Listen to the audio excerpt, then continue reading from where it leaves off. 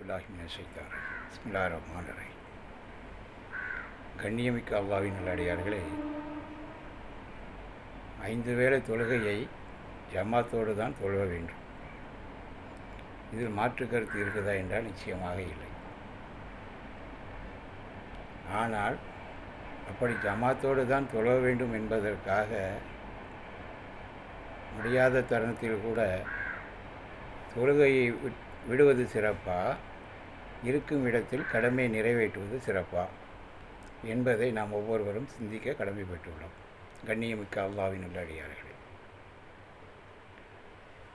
அதாவது மனிதன் 2 விஷயத்தில் தனக்கு எதில் லாபம் அதிகமாக இருக்கிறதோ அதை தான் தேர்ந்தெடுத்து கொள்கின்றான். தொழுகை விஷயத்தில் பார்த்தோம் என்று சொன்னால், ஜமாத்தோடு தொழுதான் நன்மை அதிகம் என்பதற்காக ஜமாத்தோடு தொழ வேண்டும் என்று ஆசை வைத்திருக்கின்றோம்.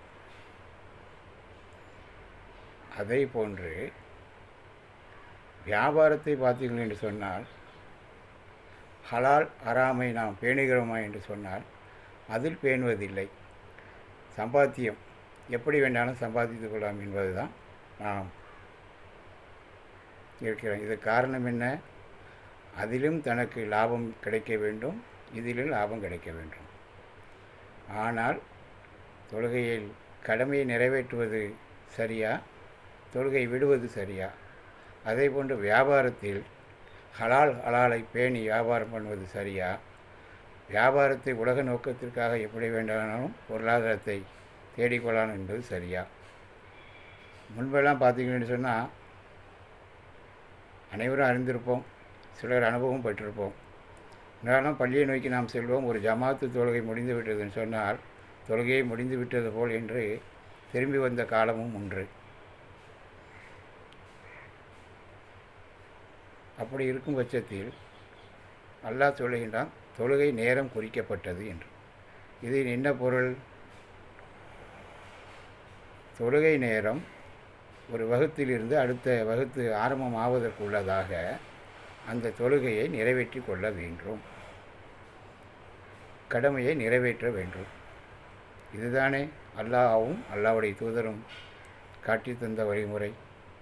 அதை விட்டு கடைக்கு நேரத்தில் தொழுது கொள்வதென்று நாம முடிவெடுப்பது எப்படி? வியாபாரத்தில் இருக்கக்கூடிய நம் சமுதாய மக்கள் வியாபாரத்தின் நோக்கத்தின் காரணமாக கிடைக்கின்ற தொழுகையை பள்ளியில் தொழுது விட்டு மீதம் இருக்கிற தொழுகையை கடையெல்லாம் சாத்திவிட்டு கணக்கெல்லாம் முடித்துவிட்டு கலா செய்து கொள்ளலாம் என்று தானாக இவர்களாக ஒரு முடிவு செய்து கொண்டிருக்கிறார்கள். அப்படி அல்லாஹ்வும் அல்லாஹ்வுடைய தூதர்களும் நமக்கு வழிகாட்டியிருக்கிறார்கள் என்றால் நிச்சயமாக இல்லை. கலா என்பது எதற்காக மட்டும் என்றால் அல்லாஹ்வும் அல்லாஹ்வுடைய தூதரும் வழிகாட்டுகிறார் என்றால், நோன்பு காலத்தில் நோயாளியாகவோ பிரயாணத்தில் இருந்தாலாகவோ நோன்பு முடிந்த பிறகு ஏனைய நாட்களில் நாம் நோன்பு நுற்றுக்கொள்ளலாம். அதுக்கு மட்டும்தான் கலா என்பதை அல்லாஹ்வுடைய தூதர் நமக்கு வழிகாட்டியிருக்கின்றார்கள். ஆகவே அல்லாஹ்வின் நல்லடியார்களை, இந்த செய்தியை கேட்டு இதில் பயன் இருக்குமேயானால் சிந்தித்து செயல்படுவோமாக. சொன்ன எனக்கும் கேட்கக்கூடிய உங்களுக்கும் அல்லாஹ் அருள் புரியாட்டுமாக. அஸ்ஸலாமு அலைக்கும் வரஹ்மத்துல்லாஹி வபரகாத்துஹு.